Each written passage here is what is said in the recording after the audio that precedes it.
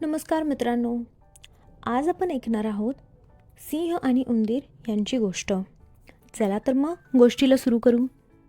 उन्हाळ्याच्या दिवसात एक सिंह एका आंब्याच्या थंड छायेत सुस्त निजला होता.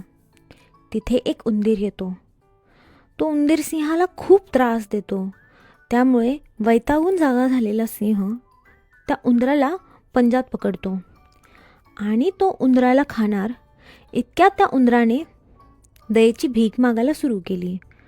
उंदीर सिंहाला प्रार्थना करतो की महाराज, आपण थोर, सर्व श्वापदांचे राजे, मी आपल्यापुढे केवळ एक रंक, माझ्या रक्ताने आपले हात विटाळू नयेत, मला जीवदान द्यावे, हे आपणास उचित आहे. ते ऐकून सिंहास त्याची दया आली आणि त्याने उंदरास सोडून दिले. अनेक दिवस गेले. पुढे एके दिवशी सिंह अरण्यात फिरत असताना एका आंब्याच्या झाडाजवळ जातो.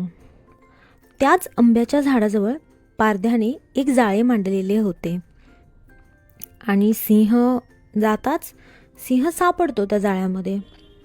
त्यावेळी तो आपले सर्व बळ खर्चून फार धडपड करतो, पण त्याची सुटका होत नाही. शेवटी तो निराश झाला आणि मोठ्याने ओरडू लागला की कोणी तर येऊन त्याला मदत करेल म्हणून.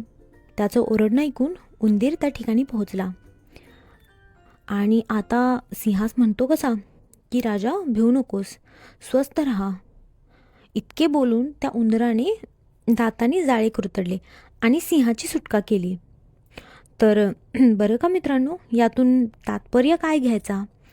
तर जे मोठे आहेत, ज्यांचे एखादे काम किंवा कोणतेही काम लहानांच्या हातून होते, त्यामुळे कोणास क्षुद्र, लहान किंवा मोठा समजून त्याचा उपहास करू नये किंवा कोणास दुखवू नये. लहानांच्या हातूनही उपकार होऊ शकतात, हे लक्षात ठेवावे. वैभव, संपत्ती किंवा ताकद कायमच राहील असा नेम नसतो. यासाठी आपल्या चालत्या काळी आपण लोकांच्यावरती उपकार करून ठेवले तर तीच लोक पडत्या काळात आपल्याला मदत करतात, हे लक्षात ठेवले पाहिजे.